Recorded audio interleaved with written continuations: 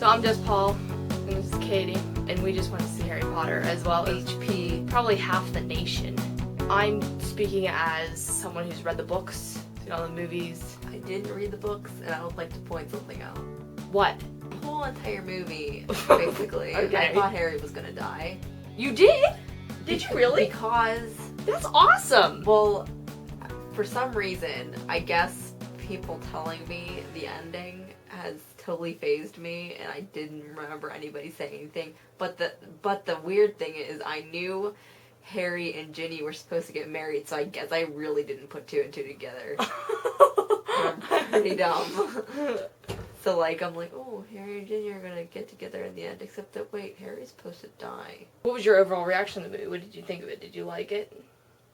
I did like it, and also, I was telling Jess before we went that I thought I should have watched the first half. Did you saw it? Well, yeah, I saw it, but I thought I should have watched it again, because that was like a year ago. Or less. Half a year ago. But the thing is, like, they did a good job without, like, you didn't really need to watch the first half again to remember stuff. You mean Except they for did a the good whole- job at reminding people of, like, I why guess. things happen. Honestly, I was gonna ask somebody, like, why the wand, like, who the heck the wand belonged to, the Elder Wand, because I was confused about that. The thing about that was, as Lindsay pointed out, yeah. Lindsay dressed as Draco Malfoy. See that here. About the theater, one of my favorite things about seeing a Harry Potter movie is the crowd. At our theater, we had a lot of people dress up, and it was really good. I saw Bellatrix Lestrange, I saw Dementor. There's a couple people with Luna, witches hats, which was dumb, but and the crowd was so responsive. It was awesome. It was awesome good. to see that. I agree. But okay, let's. Oh, you're a Horcrux, are you? No, it says make love, not Horcruxes. What were some of your favorite part? Like, what was one of the favorite parts of the movie to you? These are the highlights of the movie. The highlight is when Ron's mom said, "Those are my daughters, you bitch." Yeah. Don't. Yeah, that's a very famous line, and everybody was waiting for it. Like, I think everybody in the theater, like, as soon as that scene came on, everybody's like, "She's gonna say it. She's gonna say it," because I mean, it's in the book. That exact line. The only way I knew that she was gonna say that was because somebody posted it as a status on Facebook. So I was like, and then I remembered that she was gonna say that. In audiobooks, there are two different people who do the audiobooks. One goes, "Not my daughter, you bitch," and the other one goes, "Not my daughter, you bitch." It's a very, very famous line, and that was one of the moments where the whole audience applauded when Bellatrix died, and when Molly had said that. And another part where people applauded was when... You know what I was thinking? What? Every time a Horcrux gets destroyed, he loses a body part, so he lost his nose. That's how that happened. Yeah. Long time ago. That's what I was thinking in the theater. I was drifting off a bit. He lost more of his nose, you mean? Yes. One thing, and this is where Harry Potter ruins my life. Not really, but at a part where everybody is, like, in turmoil, I'm laughing in the theater. The part when Snape had just died, and they were at the boathouse, Voldemort was giving an announcement so that everybody could hear him. It is, "I will kill every man, woman, and child." And do you know what happens in Harry Potter when they say that? What? He goes, "Every man," and Ron goes, "Every woman," and Hermione goes, "And every child," and Malfoy goes, little Lord Lopez. That's fun. My favorite parts was when all, like, the castle just started to protect itself. Friggin', Neville.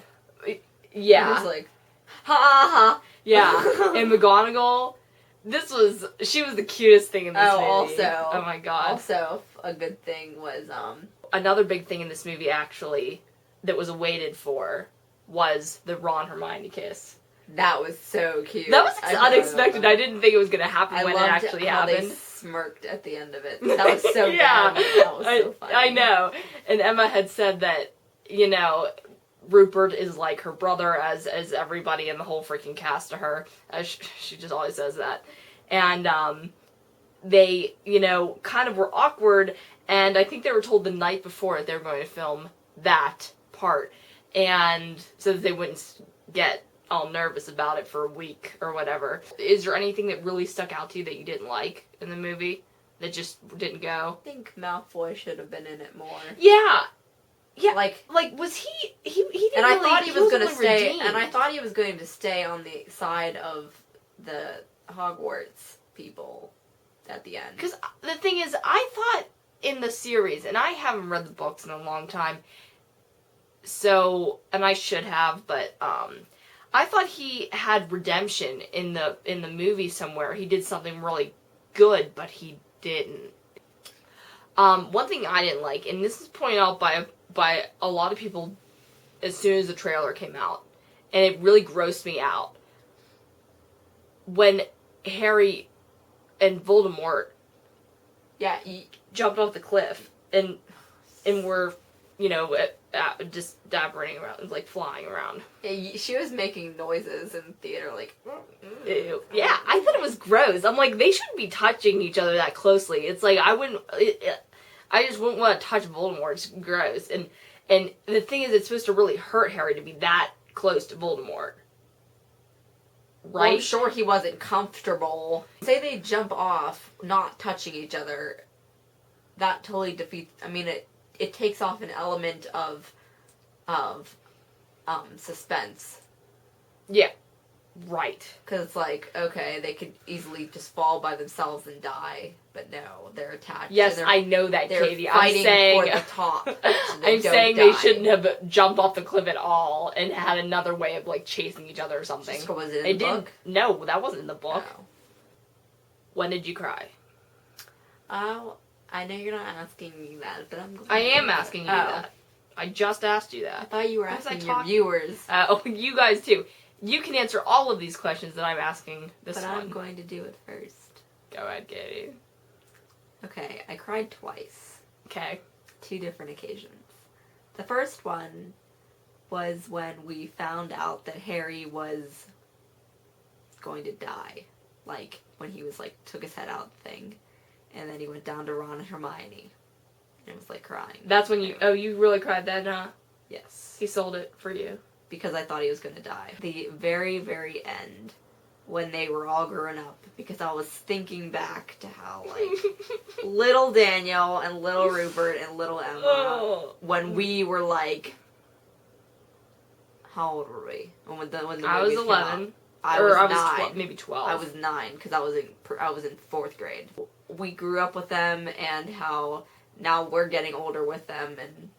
That's exactly right. How like, did these that's 10 exactly years, how it happened. like 10 years fly by? I got teary like at the very end when the screen literally went black. You know, and it was all over. I kind of was like, ooh. and then I remember how you said that I look ugly when I cry, so I kind of stopped. She's like the worst crier. But the only part that I cried was when he had turned the stone, the resurrection stone, it was talking to everybody who died. In the book and in the movie, they said we're going to be with you the whole way, and and we were never gone. We were here the whole time. Tearjerker. Oh my god, it was. Were you spoiled about kind of Snape's what he turned out to, like, what his intentions turned out to be? Did you expect how that ended? No, No. I didn't even know he was going to die. They tried to make them look younger, didn't they? Like, Snape. Yeah, he looked really good in that one scene. Like, they put a lot of makeup on him. I could tell they put like lipstick on him. Oh yeah, and, like, did his eyebrows darker, cut his hair. Mm-hmm. Well, it's a wig. Alan Rickman, he sold that. You know, the whole 7 movies up until now. You really, I mean, there were Snape fans, but you know, he was the antagonist. He was the one, you know, all the way in movie 1 that was out to get Harry. And man, did you feel for him when it all came... half an hour. Yeah, when it all came down to the truth. Another person who I thought did a great job was Helena Bonham Carter when she was Hermione playing Bellatrix. That was funny. I literally was trying to look at her because I couldn't even see Helena's face in her own face. It was like... Yeah. Like, I was like, is that Emma standing there with her hair like that? No. Helena is just so freaking amazing. She is good. Emily, my friend Emily, went to the premiere as Snape. Like, who does that? That's awesome. She's there are some really big Alan Snape Rickman. Fans. Well, she's obsessed with Alan Rickman. Oh, okay. And she has the hair. The hair of Joe Moses.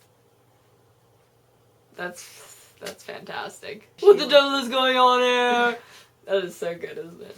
What I thought would have given it away to you was that in Harry Potter, they went all the way, because you've seen Harry Potter. Right. They went all the way to the end. Jessica, I am not very good at putting two and two together. Okay? I don't put context clues together. I thought that would have done it in for you. And the thing about Snape, too. About that. And the thing about Snape, too, because that was in Harry Potter 2 where they went to Snape's story.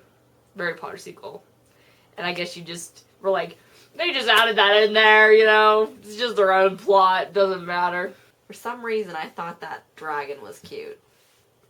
He was helpless, I think that was the thing. Yeah. You know, you felt for him like, oh, poor dragon chained down there and scared of the rattly thingy. Then he escaped. He did. And he ruined so many houses. When that happens in movies, like, I'm like, oh my god, that's so much damage. When there are people in those houses. That's just more realistic to me. It's like you can watch an army of people get killed on a battlefield in a movie, but when a horse gets shot, man, you get upset. What do you think about Dan's performance? Because Dan is always the question on the table.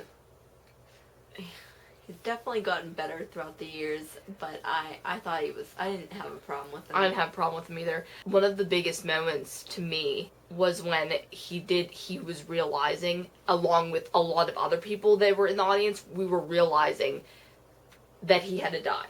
Yeah, when he was sitting on the steps. Yeah, and he had to sell that. He had to realize along with a lot of people. I mean, a lot of people already knew, but you know, say if you were just a moviegoer and you weren't spoiled, you had to figure that out too. And he was reacting to it, and he really had to sell that. And I think he really did a good job. And I think he's getting better and more aware of himself, because that's what an actor has to do. Too late. The series is already over. Swear to God, you gotta see him on Broadway. He is, I can't believe it. He is so good. He sings. He has to sing. Obviously, it's Broadway. And oh my god, his dancing is so amazing. I am so proud of him. Jeez, Dad, have a crush on him. Because he was Harry Potter. He's Harry freaking Potter. Harry freaking Potter. Anything else we've been talking? I thought that baby was really gross. That was awesome. Since we've been talking, now that it's 3 in the morning. Oh, it's 3:20 in the morning. Leave your reviews. What, Katie, where are you going? This way. Oh. With Harry friggin' Potter. I mean Darren Criss. Darren friggin' Criss. Shut up, Katie. Yeah, Katie, who's your favorite Harry Potter? Darren Radcliffe or Darren Criss? Darren Criss. Okay, leave your reviews. Leave your reviews below, either in textual comment format, or you can respond to this video as a video response. Will you? Okay.